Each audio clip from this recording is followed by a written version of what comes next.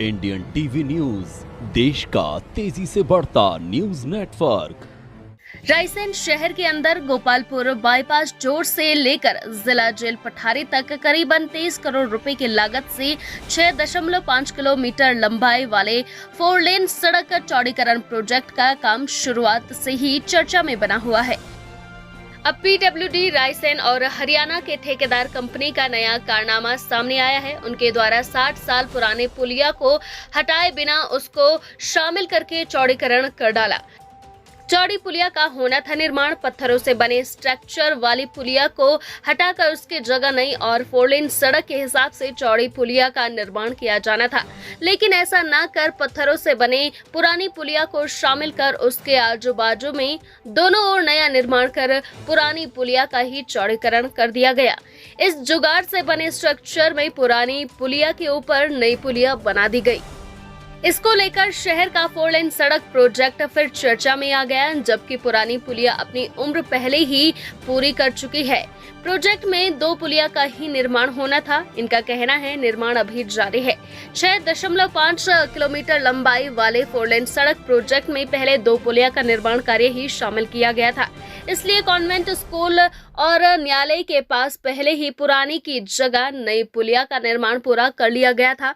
Toll नाके के पास 2 और पुरानी पुलियों की स्थिति ठीक नहीं थी, उनका भी निर्माण कराया जा रहा है।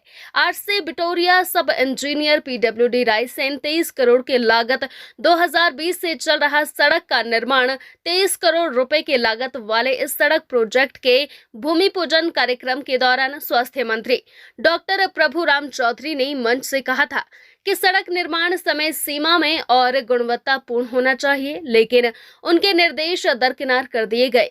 इस सड़क का निर्माण 2020 से चल रहा है। इस तरह की 3 साल बीत चुके हैं, न समय सीमा का पालन किया गया और न ही गुणवत्तापूर्ण निर्माण का, इसलिए हुई ये गड़बड़ी। 5 में से 3 पुलियों का निर्माण स्टेटमेंट में शामिल ही नहीं किया गया।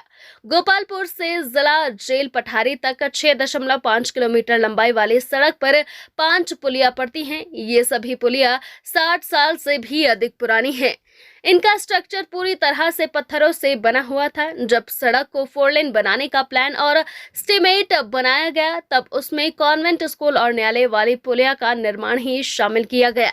इन दोनों पुलिया का निर्माण समय पर कर लिया गया। वहीं दूसरी ओर इस सड़क पर बिजली कंपनी के पास 1 पुलिया और 2 पुलिया टोल नाके के आगे वाली शामिल ही नहीं की गई।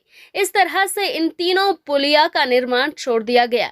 जब कुछ मीडिया कर्मियों ने इसको लेकर खबर प्रकाशित की, तो अधिकारियों ने संज्ञान लिया। अब टोल नाके के पास वाले 1 पुलिया को तोड़कर तो नई पुलिया का निर्माण किया जा रहा है, वहीं दूसरी पुलिया के पुराने स्ट्रक्चर को शामिल करते हुए ही नई पुलिया बना दी गई। इंडियन टीवी न्यूज से उपेंद्र कुमार गौतम की रिपोर्ट। इंडियन टीवी न्यूज, देश का तेजी से बढ़ता न्यूज नेटवर्क।